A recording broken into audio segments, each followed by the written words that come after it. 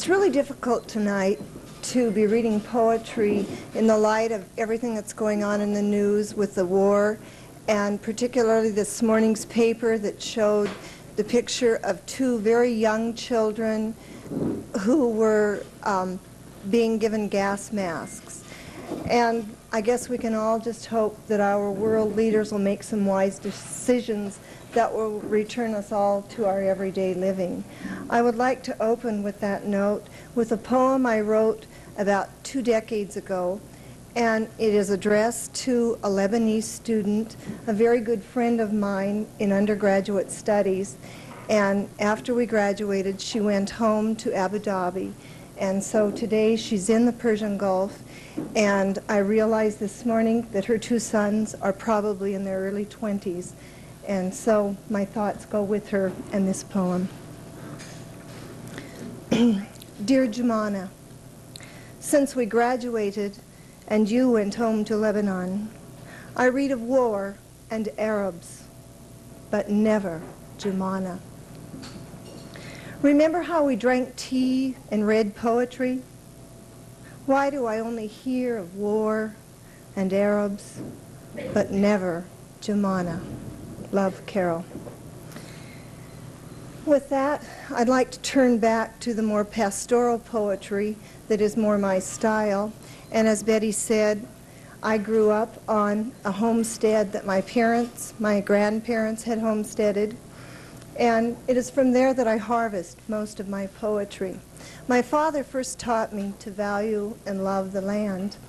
He loved to drink coffee, as I do, and he couldn't go very far before he'd have to have a cup of coffee. So he stashed an old enamel pot up by the creek and some cups, and he'd build a fire when we were riding fence and make a pot of wonderful camp coffee.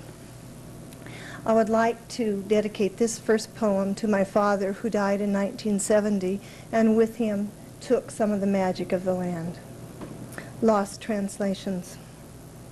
Papa, I remember you came here, where Mount Powell backdrops the pine, listened to whispers of wind in aspen, to the creek sanding away sharp stone edges to a soft river bed. I don't remember what you told me, only that the meadowlark told it first. Papa, I've lost the translation for this place. In addition to homesteading, my grandparents were instrumental in founding the Morrisite Church. The old building still stands in the valley at Dempsey Creek.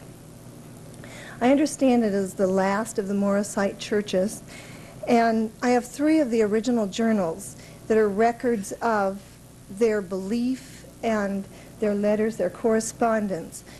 They were initially Mormons, and they founded their church in the early 1800s.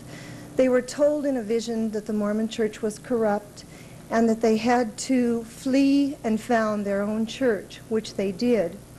This next poem is written out of this heritage and also my own struggle for spiritual roots. Ghosts of Damnation. On a wayward Sunday, I drive off the gravel road at Dempsey Crossing. In the pasture, a weathered gray building stands. Rain has erased all but faded shadows of an inscription, the Lord's house. As I walk through the weeds, cockleburs stick to my socks. A cow chewing its cud rubs against the corner, watches me as I pry a board from the window. I squint into the deserted darkness, searching. I see nothing. Grandma is not at the organ. Uncle George is not pounding the pulpit. Father is not sitting wooden in the front pew waiting for sacrament. Still, some say, when Sabbath winds blow from the east, you can hear damnation.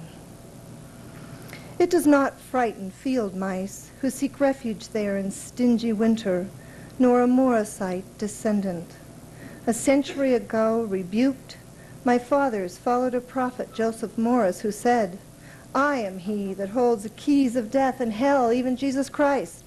I will not protect those who will not hearken unto my words and obey them. They obeyed, built a church, believed in original sin, a vengeful God, divine election. But fervor settles like August dust when enemies refuse to come. The lineage of apostles ended. They boarded the church windows. In the slant of the late afternoon sun, I cast a solitary shadow. I drive to the Valley Bar and toast a passive God of salvation. I stare into an empty cup. From this same landscape came a poem about a most unusual man. Although I didn't realize it at the time, he probably was one of Montana's first environmentalists. He was a hermit, and he didn't want any development of the land, nor did he want anyone to visit his land. The legend goes that anyone who trespassed was shot. And if they wore a certain size of shoes, they were also found barefooted. And one day when I was about 6 years old, we encountered him on the street in Deer Lodge, and I was just staring at him. He had a long white beard and long white hair, and he kind of looked like Santa Claus, only a little mean. And my mother just dragged me aside and said, "Don't stare at him. He's Gable High." So the next poem, Crosshairs. Gable High was a name not to forget. Maybe he was insane. The fear of him was real. Remember the men found dead without their shoes? Strangers, no doubt, unaware of his need to live crazy alone. The land was his, he said with a shotgun. No bounty of hunters, hikers, or sheriff was welcome. Saturdays he'd leave the mountain, come to town in boots the size of dead men's. With a glance he would snipe a child dumb. His hoary beard greened with time. Some said it was religion kept him from the barber. I think it was the coyotes. He never spoke, just signaled for tobacco or coffee, paid and tracked home. It's told he grew blind from sizing life with the crosshairs of a scope.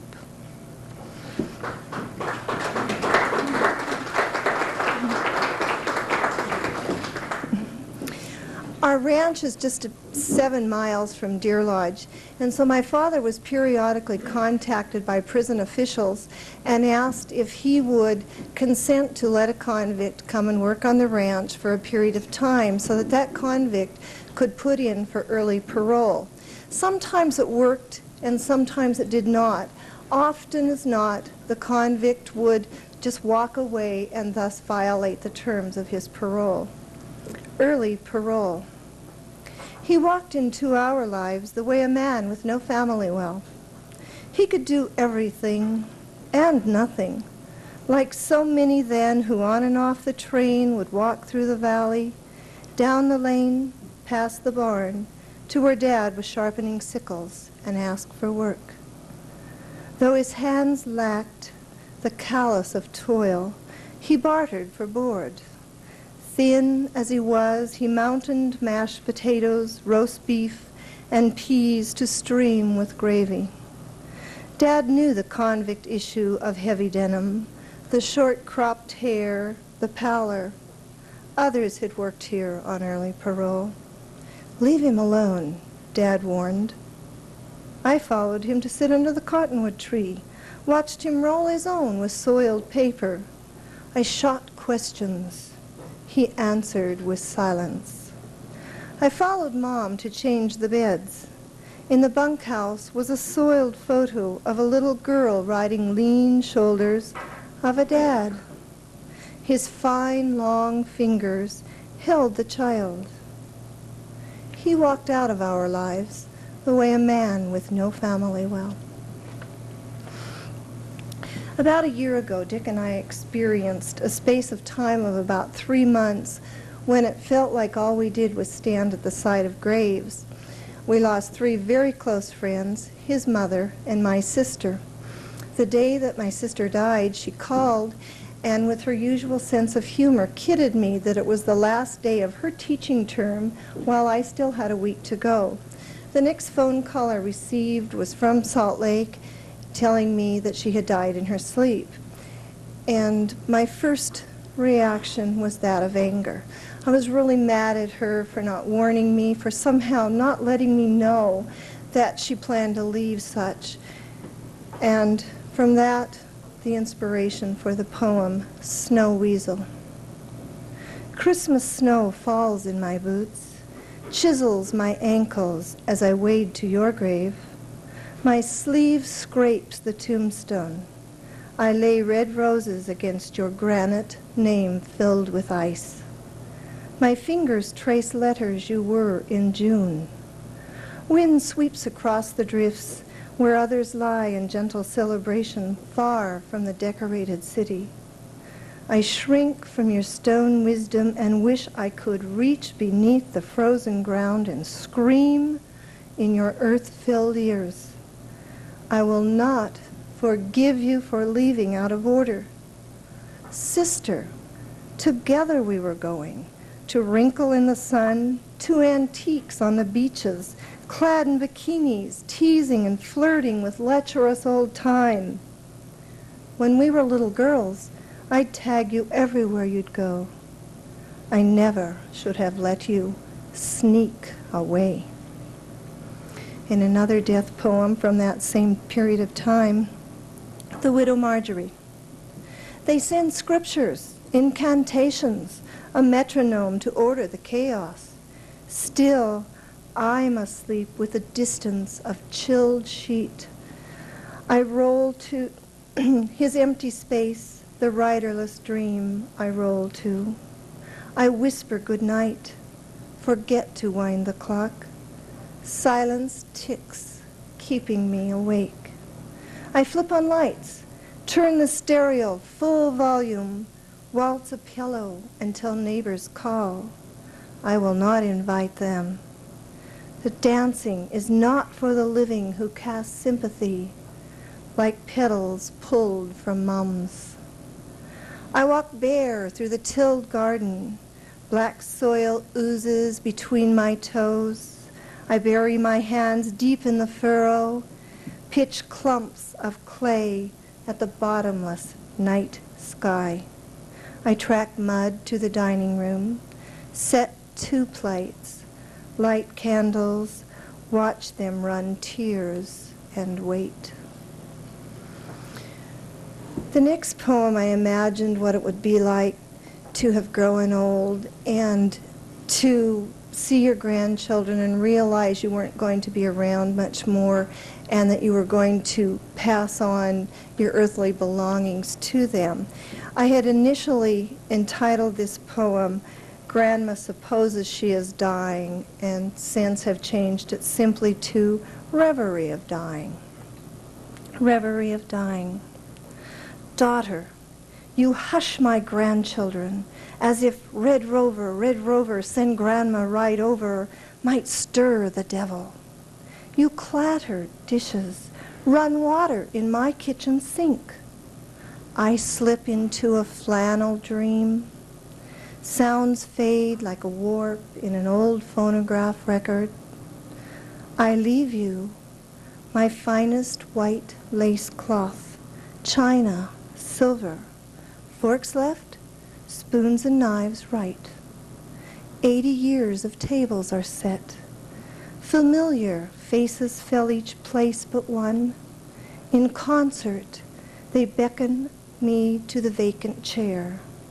Without walking, I move, shed the sheets. I wonder who will cook the Sunday dinner. You hover over me, tuck the covers, whisper, she's dozing now, children. Don't wake her. Her cup of tea is cold. I hear but can't answer, for sleep places his hand upon my mouth. One night, an old trapper appeared in the local bar in Deer Lodge, and he was clad in pink, furry bedroom slippers. And he was waltzing around the bar, buying rounds and acting just crazed. We were all just watching him and wondering what had happened to this man, who always smelled like scent. If any of you are familiar with trapping, they keep a barrel, the trappers keep a barrel of meat, and they let it rot and ferment until, you know, it's wonderfully smelling, and then they put it on the traps. And so here is this old trapper smelling as usual, but dressed really strangely, and just telling these wonderfully strange things. And then he told us his sad story, and we understood him better. The ancient trap. The old trapper shuffles to the jukebox. Red-rimmed eyes blaze the room. He slaps his money on the marble bar, buys around, motions with thumbs curled, holding invisible traps. You laugh at me. I'm crazy? What do I know? What these old eyes have been told. You are young. I warn you. With that, he turns back to the music.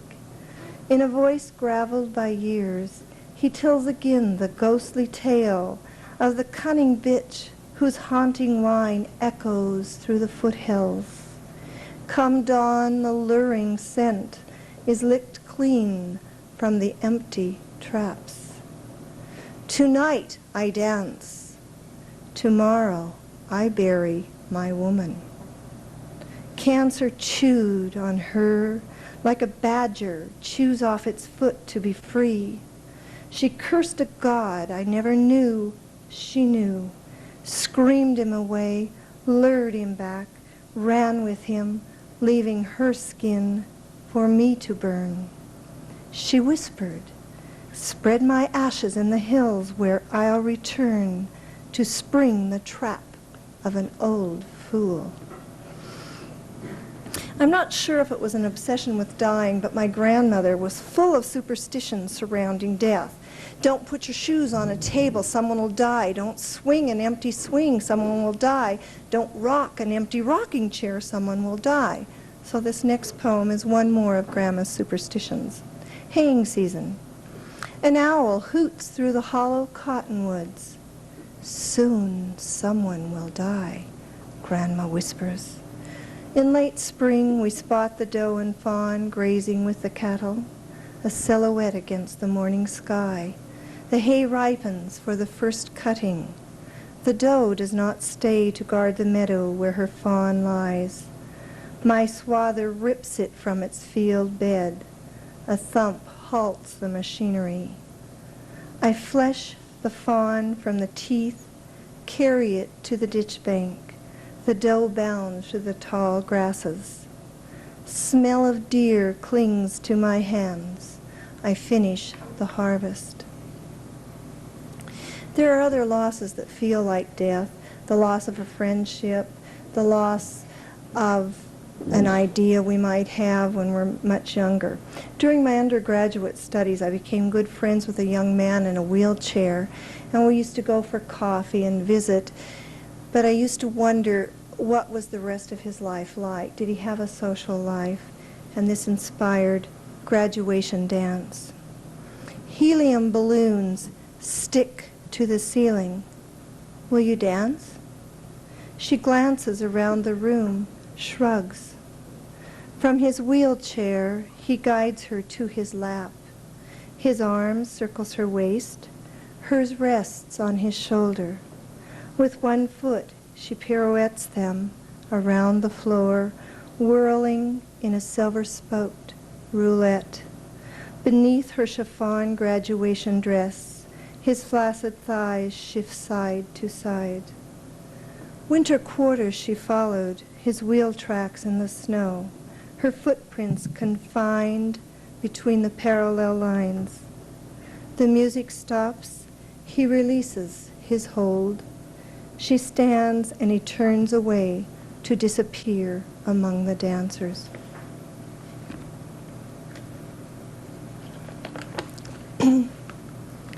One of the most difficult letting goes in life is probably that of a parent when that parent's children grow up and grow away and you lose one of your jobs, and that being a parent and particularly being a mother.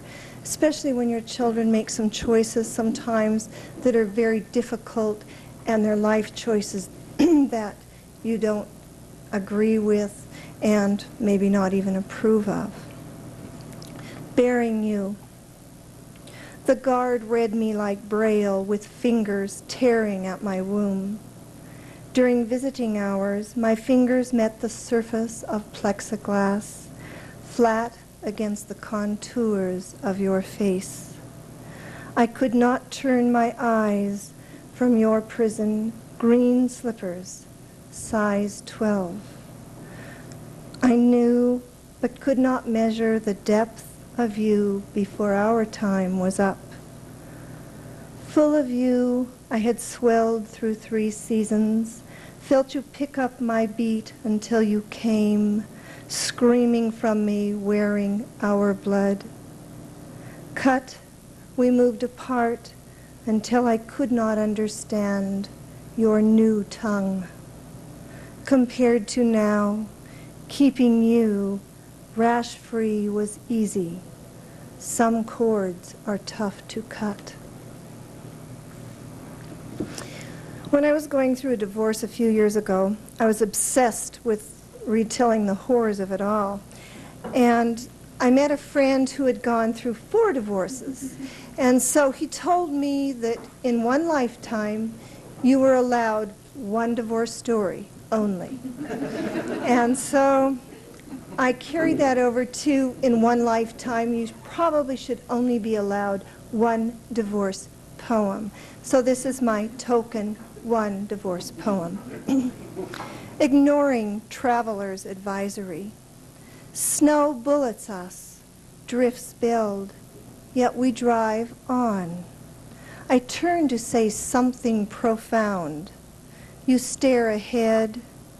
Somewhere between November and December, we hit black ice. There's no seeing the road now.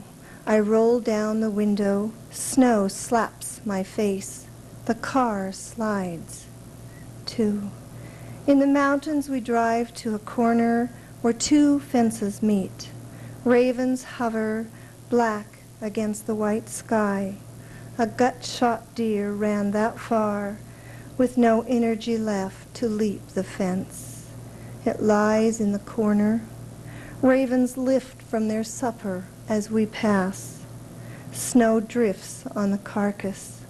Ribs poke through the drift. 3. Ignoring the forecast, we continue on icy pavement. We lose the road in a squall. We cannot see each other. Winds hover like ravens, freeze in mid-flight. There is no flesh left between us. Silent snow fills the car. And despite these losses of children, of husbands, and of loved ones, we always tend to pick ourselves up and go on again. And this next poem, after Paul Zarzyski read it, it's about the arena, and he said, I've had the shit kicked out of me more times in the arena of life than ever in the arena of Bronx. So I dedicated this poem to Paul. The Arena for Whiskey Zarzyski. Tracing a scar down your thigh, a map of shattered femur, I whisper, season's over, Vaquero. Bronx are meaner now. Time to let the dust settle. Red neons through Venetian slats. There are scars not so visible, my map of detoured dreams folded tight. You rain deep to find them, straddle the silence. I close my eyes home to meadow fescue headed wet. You whisper, no gold in going fallow. We mount and grip the rope. The chute gate swings. 1 ride more. 2 recent poems have come through from my love of antique furniture.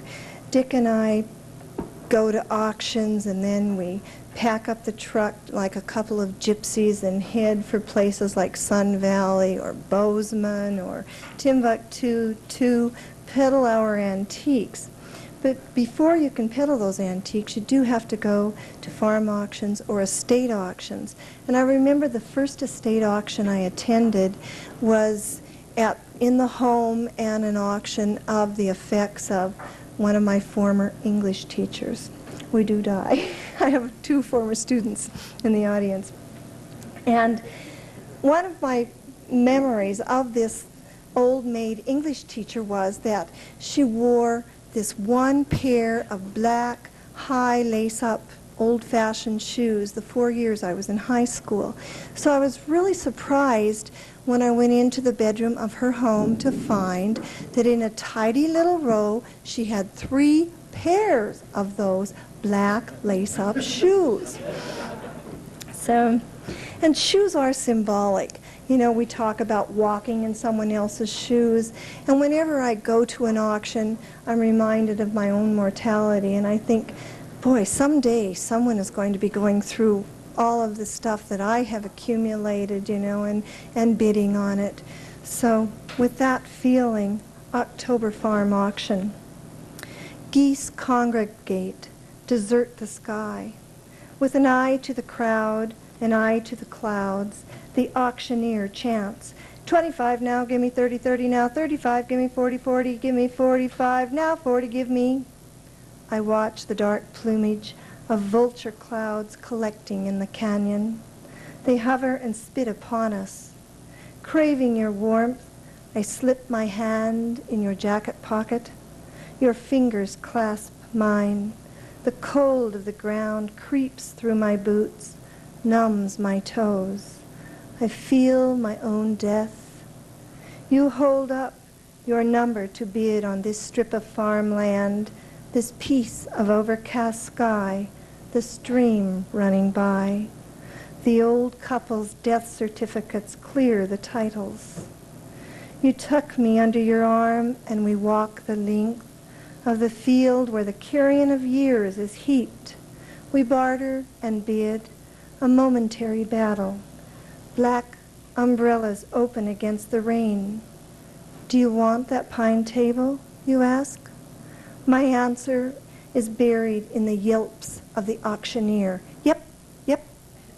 He points at you. Sold to 170. I trace the blue and gold pattern in their quilt. The rings circle back and interlock.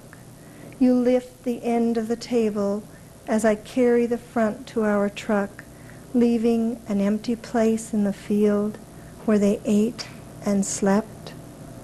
With these seeds, you and I begin our own estate.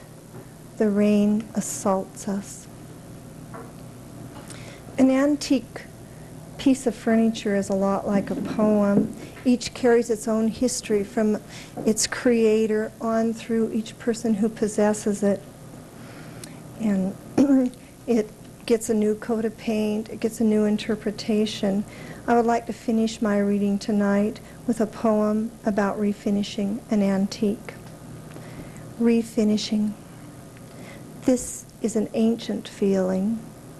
I touch the past, the man bowed in prayer against toil and sin, elbows bent against the grain, his callous palms rubbed across the pine, bearing on the place I sand. Under a naked bulb hanging from the ceiling, I touch back to the man, search for a bond, plane and strip the years, buff scars of circles seared in virgin wood. Erasing the past is not an easy task. A shiver fingers my spine. I quiver, testing the temper of the pine. Thank you.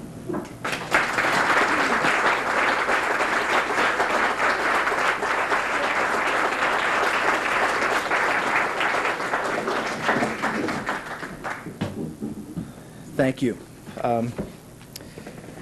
Thanks for having me tonight, and it's good to be reading with Carol too. I enjoyed that.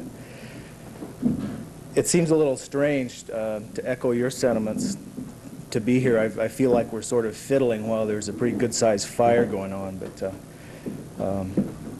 unfortunately, I don't know any way to make that stop. As she said, what I write about isn't based on really facts, although it's about police work, I guess. What I need to say is sort of by way of a disclaimer for a little piece of business that's in here, and it has to do with chiefs of police.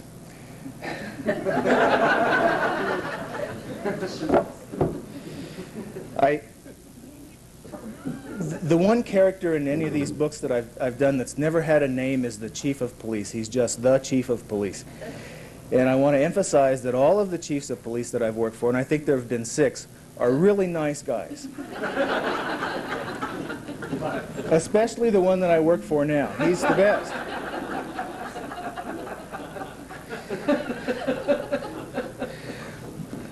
So, well, I better not go any farther with that. What I'm going to read tonight is from the novel that I'm working on now. It's the opening to it. And I'm going to skip, there's a little bridge here, I'll have to skip through something. And it's always awkward to pull things out of novels because you never know if they make sense or if they're too slow to read, because I think the reading pace of a novel is different. Anyway, this is parts out of the first couple of chapters of this. It's another Leo Banks book. Leo Banks is the character in Cupid. And this time he's retired now. I don't think there's anything else I need to explain for this to make sense. So I'll start. Some people call it creation science. For others, it's creation mythology. When I was a kid, I always thought of mythology as something that ancient Greeks and Romans participated in. Temples and togas and all that bullshit. It never occurred to me that people once took Venus as seriously as I might take Mary Magdalene. For that matter, the whole notion of ancient civilization had an abstract quality, something always something more, while at the same time something less than a bunch of human beings who once loved and raised children and ate and carried on all the necessary bodily functions and are now dead. I knew about American civilization, of course, because we studied that in school. But nobody ever taught me that history and mythology, to say nothing of science, might be the same subject. It took an amateur's interest in fossils and too many years of police work to do that. During the first summer after I retired from the Rosette, Montana Police Department, I spent an alarming amount of time trying to get over the sense that my own life was ready for the boneyard of ancient civilization. Dragging around the word retired after my name, Leo Banks, was like dragging a wagon load of calendars. I started running 3 or 4 miles a day on an abandoned railroad right-of-way along the Holt River, then dropping by a sweaty cave called Doug's Gym in the basement of the old Congress Hotel. After a week, my inflamed muscles and tendons made that wagon full of calendars feel like it had 4 flat tires. All the bulked-up kids at Doug's, I was convinced, were ready to start hauling in sand just so they'd have something available to kick in my face. I kept beating myself up, though, and gradually the load lightened. I threw out all of my jackets and neckties, too, save one old Harris tweed, which is a good balm for rainy nights of introspection and self-pity. I tried letting my beard grow, hoping to cover the fine scar just below my jaw, where my throat had been cut years before. After 2 weeks, though, the beard turned out to be largely imaginary, and I gave it up. Many people have melodramatic preconceptions about retired policemen, who in reality tend to be just guys who've moved on. Living alone, I managed to make my pension reach without the need for another job. That's not the same as saying I didn't need something else to do. For several months, I kidded myself into believing I could spend the rest of my life dabbling in yet-to-be-invented hobbies. But it happened that even paleontology, once I had unlimited time to pursue it, could not hold my interest. Roscoe Beckett persuaded me to try bartending at Angel's, the joint he owns downtown. Within moments, I realized that I didn't know much more about mixology than drawing beer and pouring shooters. Worse, I wasn't inclined to learn. You hear one guy confess, you've heard them all, and I'd spent too many hours with shitheads in interview rooms to set up shop again behind a bar. Now and then I had lunch with Sam Bleecker, my old sergeant, who kept me up to date with police department gossip.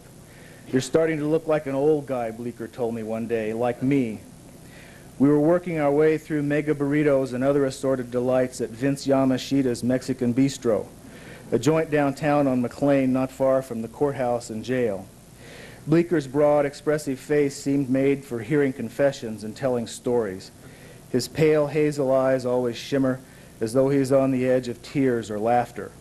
When he speaks, the folds of skin that hang from his face constantly rearrange themselves into unexpected combinations. Bleeker's is the most functional face I've ever known. I said, "You got any advice on that?" There were stark sepia photographs of Mexican bandits and peasants on the wall. On achieving success as an old guy. You had to crane your neck to look at the pictures, though, because we were sitting on the floor, Japanese style. Bleecker stirred ice into his coffee and frowned. A grizzly bear, you know, he gets old and gray, a little fat, kind of stooped over, maybe his teeth hurt. He doesn't sit around and whine about it. Bleecker motioned to the waiter, a young Latino guy, for more salsa. He just tells everybody to leave him the fuck alone. Grizzlies are almost extinct, I said. Right, Bleecker swallowed, and his thick lips tightened into a smile. You be sure and take time to explain that to the next one you see in the woods. He resumed eating as though preparing to hibernate. One night around the end of May, Bleecker said at last, the chief almost got popped for DUI. Seems like a couple of city coppers were laying for him when he came floating out of the parking lot of the Gold Rush Club at closing time. In that big old black Coupe de Ville, he strong-armed the mayor into buying for him, calling it a mobile command post. City coppers, I said. Who's looking for work now? Bleeker's eyes widened with innocence, and he straightened the lapels of his plain blue suit. Nobody asked the guy to be intemperate, Leo, and nobody asked him to try and transfer me and Frank Woodruff back into uniform. See, Frank and me, we figured it was our duty to demonstrate to the chief just what was in store for the community if he had a pair of hard chargers like us back out there working traffic. Bleecker rubbed his ample chin. Well, anybody could find himself bent over the trunk of a police car, he said. I munched a piece of chayote to kill the sting of a stuffed jalapeno. Frank Woodruff was a lieutenant along with Bleecker, who, along with Bleecker, had been assigned to detectives since the primordial ooze began to shake, rattle, and roll. Now that I had pulled the pin, Bleecker and Woodruff held the record for time out of uniform. I said, "What did you guys do to earn that?" Bleecker waved off the question as though it were a tiny buzzing annoyance. "You remember how it is, Leo. You work for wages long enough, somebody's going to try to make you eat shit just to show you he can do it." "Chiefs," I said, "they're all alike." "You got it, pal," he said. "They all got this rogue gene that activates when they stick on that last star." Bleecker spooned more salsa onto his burrito. "Only chief worse than the one you've got now is the chief you'll get next." Bleecker suddenly dropped the spoon and snarled while stretching the muscles in his lower back. "I can't believe these goddamn people make you sit on the goddamn floor. And I can't believe I do it all the time, I can't believe I do it all the fucking time just to eat something called a burrito bourguignon." One day, not long after he remodeled, I said, "Vince Yamashita told me this whole gig's his contribution to something called the New World Order. Some kind of bullshit he dreamed up after hearing a speech by George Bush. Vince is president of the local pachyderm club." "Well, it's fucking nuts," Bleecker said. "I guess we should be glad he doesn't make us eat these things with chopsticks." He finally cleared his throat and settled down. "You ever miss it, the PD? I cracked open a fortune cookie. You ever know a guy in remission to say he missed having cancer? My fortune said, let a smile be your umbrella." Now, a little while later, an old girlfriend and her husband, who is also a friend of Banks's, shows up in town. Banks lived with her briefly, like about 20 years ago, and he met her while he was going to school back in the Midwest. When he got flunked out of school and ended up going to the service, then she ended up taking up with this guy who was also a friend of his, and they were married finally. Anyway, they were all good friends back then, but they haven't seen each other for 20 years or so, and they just pop in on him now. And they have 2 kids, And what else? I think that's all. Things don't seem to be going well. And right now they're out at dinner at a restaurant in Rosette. Rosette, Montana is not an especially formal place. So despite the golden orchid centerpiece and the gold-plated menu at Stevie's, I was acceptably dressed in tan slacks and a plaid shirt. Jerry looked the part. Jerry Heyman is his name, and Sarah Heyman, and the kids are named Michael and Lisa there. Jerry looked the part of a physician in his blue blazer, white shirt, and tie. Sarah was trim and lovely in a yellow cotton dress that was simple enough I was sure I had owned pickup trucks that cost less money. An ivory-colored cameo hung from her neck on a thin gold chain. She didn't need the soft light inside Stevie's, but it didn't do her any harm either. Dinner came off without a hitch, at least until the food started showing up.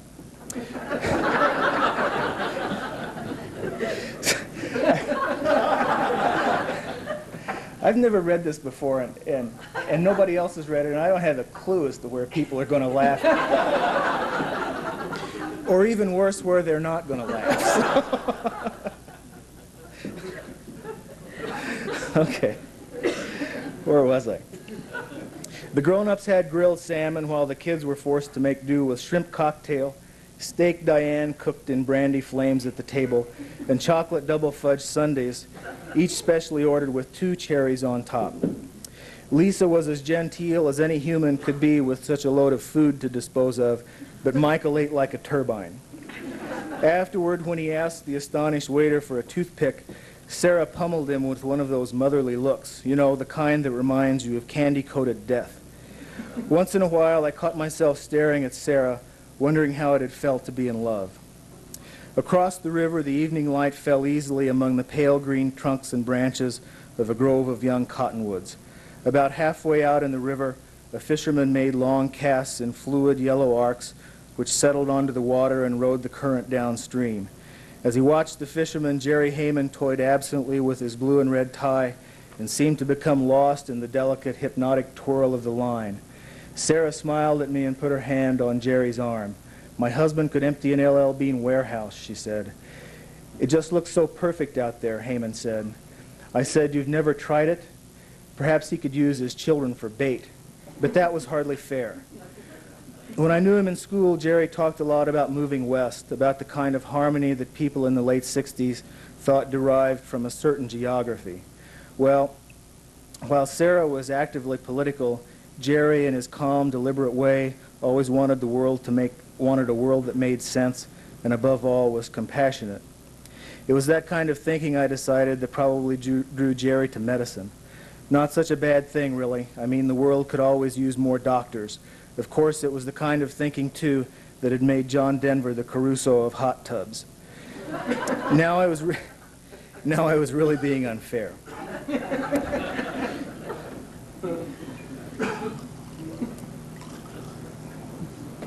Time. Jerry shook his head and sipped a glass of wine. He looked at me and blinked his eyes as though trying to bring them into focus. "You know how it goes, Leo, just ordinary old time."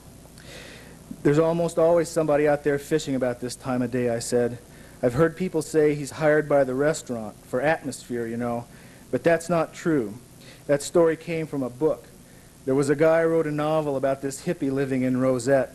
The hippie gets a job as a scenic fly fisherman outside a restaurant. That's where the story comes from, about 10 years ago.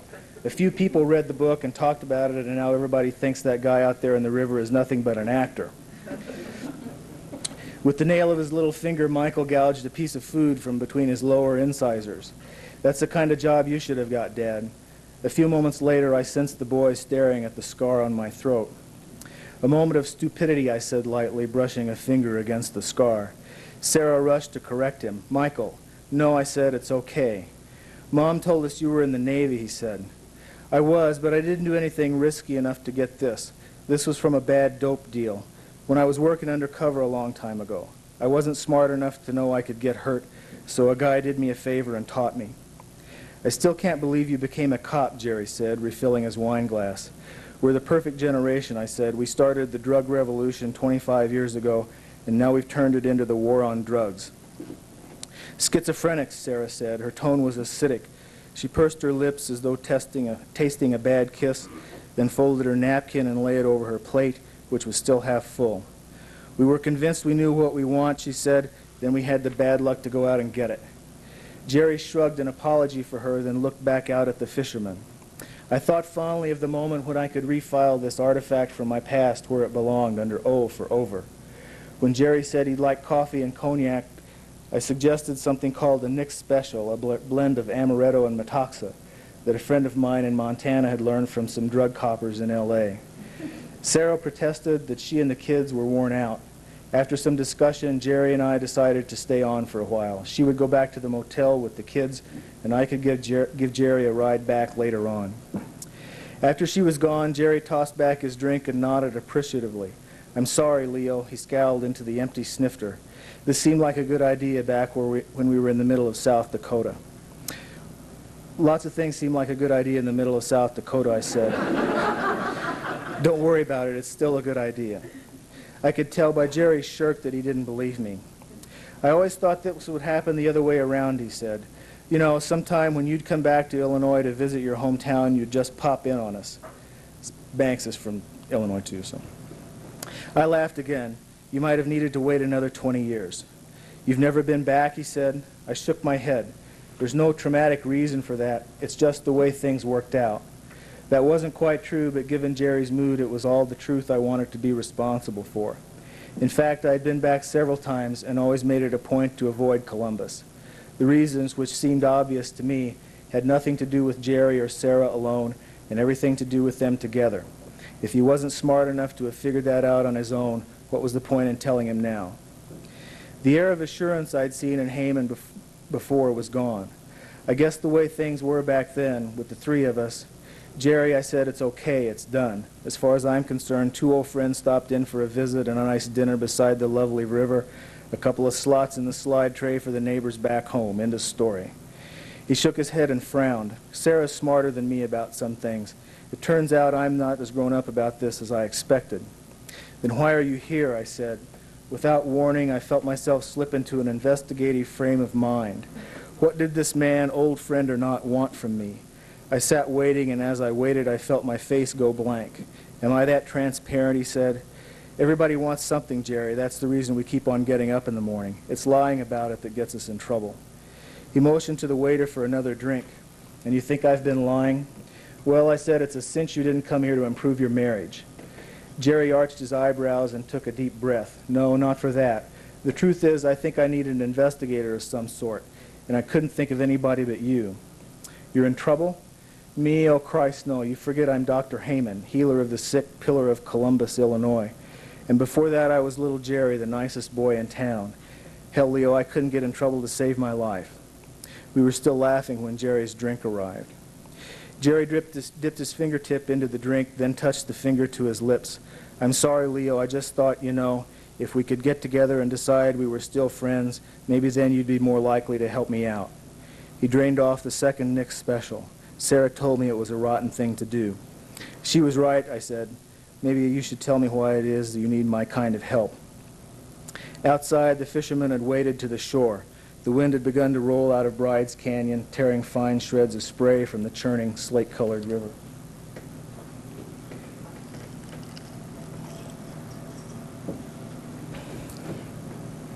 Tell the right kind of ghost story and you get a haunted man. That was Gerald Heyman's particular brand of trouble. In the nearly empty restaurant, I could hear the wind drawing under the eaves. Heyman waved for a third drink and managed to find the patience to invest more than half a minute in swallowing this one. I watched the shadows from the young cottonwoods play across the water. You were smarter than me, Heyman said finally. About leaving home, I mean. Going back, you know, it's been like slipping my neck inside a noose of cobwebs. It's not a matter of smarts, I said. I just fell into a job it turned out I could do. It's easy to mistake luck for a plan. I was a farm kid, Heyman said, remember? I nodded, and your dad was a school teacher, too. English? History, he said. Our farm wasn't very big, so he was able to teach and run the farm both. He was retired now, of course, and neither my sister nor I had any interest in taking over the farm, so he sold it. That was about 10 years ago. Now he and my mother live in Florida. She plays bridge, he plays kamikaze golf. Heyman's face took on a wistful light. if he was waiting for me to reciprocate with some news out of my own deep, dark past, he was wasting even more of my time. Finally, Jerry got the point of my silence and went on. When I was a little kid, my father told me about a murder that happened on the farm next to us. I ever tell you that story? He hadn't. This murder happened in 1938, he went on. Otto Turk, that's the name of the neighbor, was married to a wealthy woman, a kind of heiress, I suppose you'd call her, from St. Louis. They had a son, Matthew, who was something like 14 that year. On his own, Turk was just another small-time farmer like most of my people were, too. But like I said, Grace Turk had this money. After they were married, they built a big stone house on his farm, and he started buying up more and more land. Then one afternoon in late May, the boy comes home from school, finds his mother floating face down in a pond not far from the house, deader than last year's celebrities. The Turks had this hired hand living with them, a retarded kid named Mickey Cochran. Not a kid, really. He was almost as old as Otto, but my father always called him a kid. Heyman studied the gold-colored orchid in the center of the table again. Kind of funny, isn't it? How so, I said. Cochran. He's probably 10 years older than my old man, but he's still a kid. That's what we do to retarded people, you know. Stop counting years when their minds stop growing. I guess there are all kinds of calendars, I said. Heyman extended his hand and gently touched the petals of the orchid with his fingertips. He scowled as though considering a diagnosis. Otto Turk immediately accused Cochran, Heyman said. He withdrew his hand and rubbed his fingertips against his thumb. I guess justice was easier in those days. The sheriff impaneled a coroner's jury that same night at the Turk house. Cochran was arrested and in the county jail by midnight. It was bad enough that Grace Turk was murdered, a pretty young wife and mother, decent woman from a well-off family. But there was also some evidence she'd been raped. Put that all together and you've got a real ugly crowd outside the jail. Late that first night at the jail, the local prosecutor and the sheriff had a talk with Cochran. By the time they were through, he would confess to both murder and rape. A few months later, he tried to recant the confession, but the judge wasn't having any of that.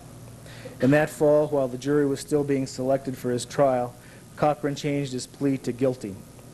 Because of his slow-wittedness and the fact that he had pled guilty, he was sentenced to life in prison rather than death in the electric chair. A few days later, he was sent to Menard State Prison in Chester. It was nearly dark now, and the evening wind had brought clouds down from Bride's Canyon. Rain began to nick at the large window. Heyman stared into his empty snifter and looked around for the waiter, then changed his mind. I said, lots of people have a story like this, Jerry. Something that came to them very young has a powerful effect on them their whole life. He said, that sounds like you're leading up to asking me what all this has to do with you. I settled back in my chair and waited, thinking that it must be quite a luxury to be haunted by only one murder. Do you have a story like that, Leo? Now I laughed. I guess I probably do, or did anyway. If so, it's gotten all mixed up since then with too many other stories. Grace Turk taught me about death, he said. I know she was dead a long time before I was born, but just the same, I learned from her. Grace Turk was buried in a small family cemetery that joined the Heyman farm. When Jerry was a kid, he discovered the place on his own. It was all grown up with weeds and brush. Some of the graves were over a century old and were now marked only by the shallow depressions left by collapsed coffins. Grace Turk was the last person buried there. In some places, he said, animals have burrowed down into the graves and used the coffins for dens. I used to go there and play. That was the place I first realized things happen in the world. Things outside your own life, I mean. Terrible things you might never understand, but you have to try. That must sound pretty crazy. Nothing's truly crazy about death, I said. We're not that lucky. I knew you'd say something like that. That's why I knew you were the only person who might help. You still haven't told me, I said, what kind of help it is you want. Heyman slowly ran his hand back and forth over his high forehead as though trying physically to sort through his thoughts. He said, I've done some reading about homicide convictions. You were a cop for a long time. You know the average time a guy serves in this country for homicide? The last I heard, I said, it was about 7 years. He pointed a finger at me and dropped his thumb like the hammer of a gun. Very good, that's the same figure I read. Well, last month I went to see Mickey Cochran. Where do you think I saw him? Pakistan, for all I knew. I wish that my old friend hadn't needed so many drinks working up to his big finish. Menard, he said, that's where I saw him, still in Menard. Not a bad stretch, I said. That's over 50 years, Heyman said. He shook his head incredulously. What do you want me to say, Jared? You want me to say 50 years is too much just because 7 isn't enough? He ignored me. Cochran was an orphan. He ran away from a foundling home in Missouri when he was 9 or 10. Somehow he ended up around Columbus, where different farm families more or less passed him around, until he landed with the Turks. In all that 50-plus years inside Menard, Cochran never had a visitor, never had a letter, never wrote one, no phone calls, nothing. It was like he was dropped into a black hole. I was personally acquainted with some murderers who could use a hole like that. In 20 years of policing, I had never known a life sentence actually to mean forever. I said, what about parole? Like you said, 7 years is the average ride. Sooner or later, everybody gets paroled. He must be a real Boy Scout for them to hang on to him that long. Heyman shook his head abruptly.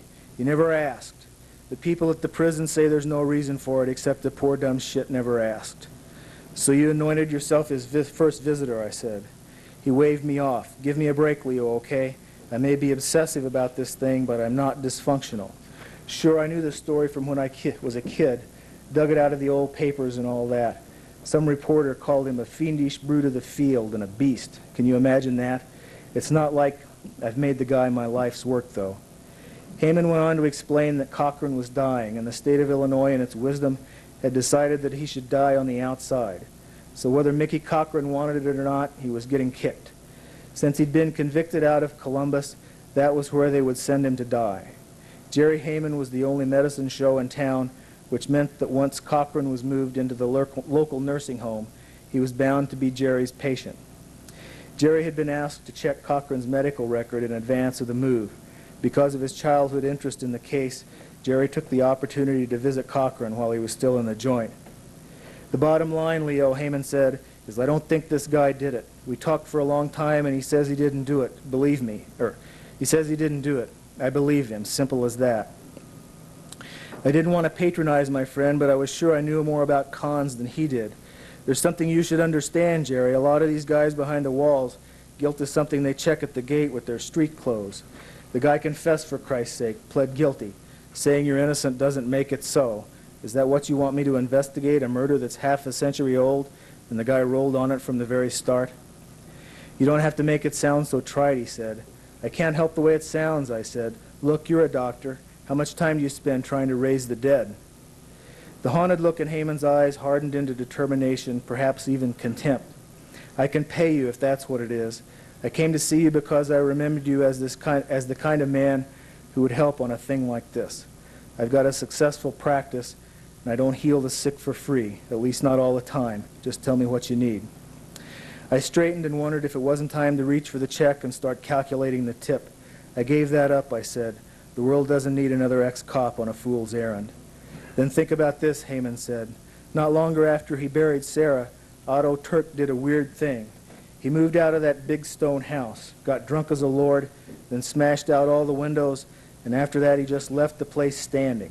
The damn thing is still there, kind of like this great big stone skull. So what, I said. I might have done the same thing, so might you. And Cochran's denial? I'd already told him what I thought of Cochran's denial, and I wasn't in the mood to tell him again. Listen, I said, if this job's so important to you, get somebody in Columbus to do it. Hell, do it yourself. There's no great trick to being an investigator.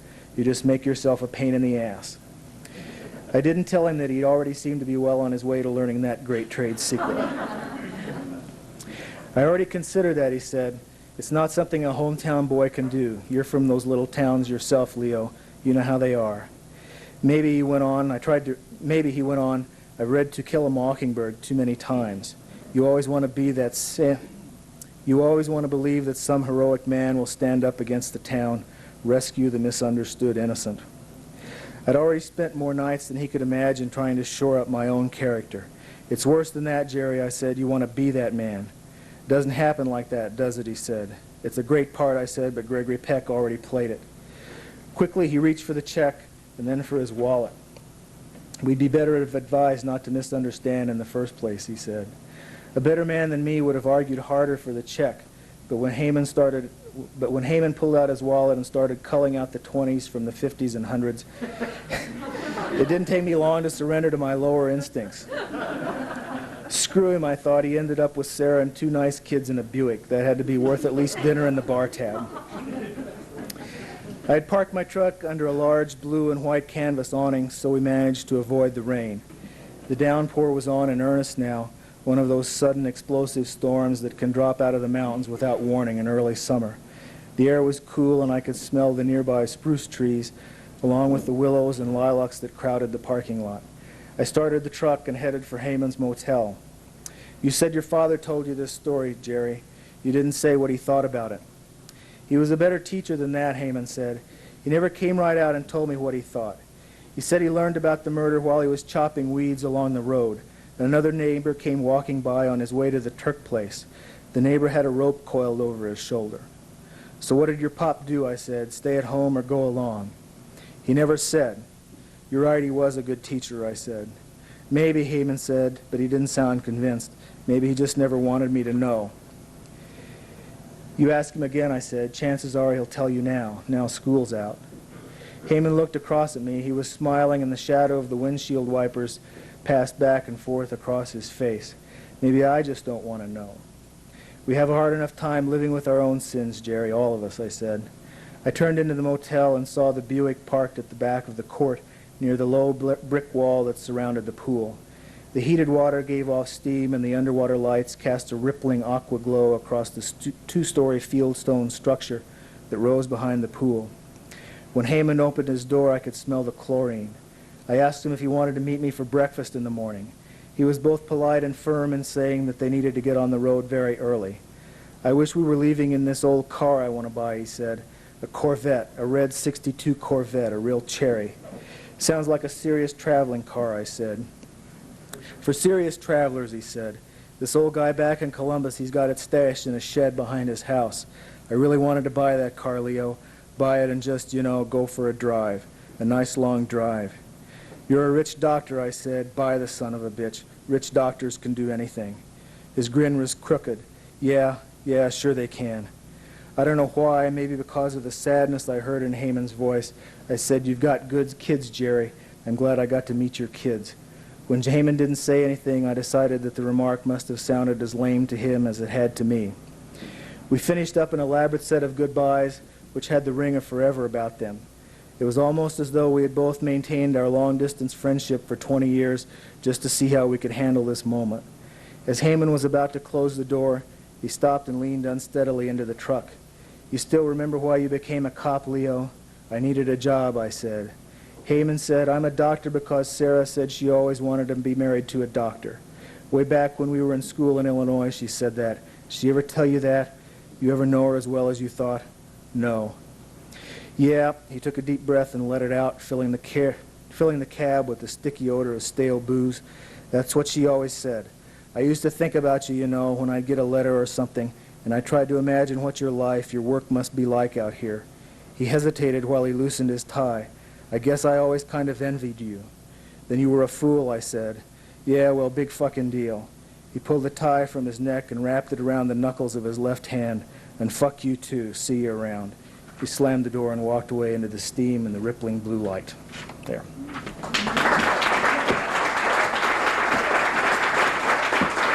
Thank you.